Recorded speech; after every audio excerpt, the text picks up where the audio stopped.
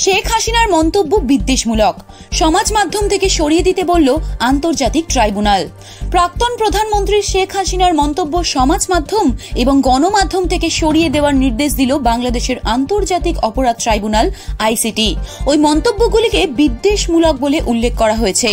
বাংলাদেশের অন্তর্বর্তী সরকার হাসিনার মন্তব্যের বিরুদ্ধে আইসিটির দ্বারস্থ হয়েছিল। বৃহস্পতিবার এই সংক্রান্ত নির্দেশ দিয়েছে আইসিটি।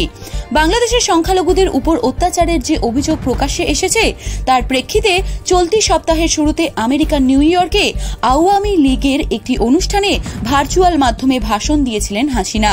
সেখানে তিনি অন্তর্বর্তী সরকারের প্রধান উপদেষ্টা মুহাম্মদ ইউনূসকে বাংলাদেশে অশান্তির জন্য দায়ী করেন।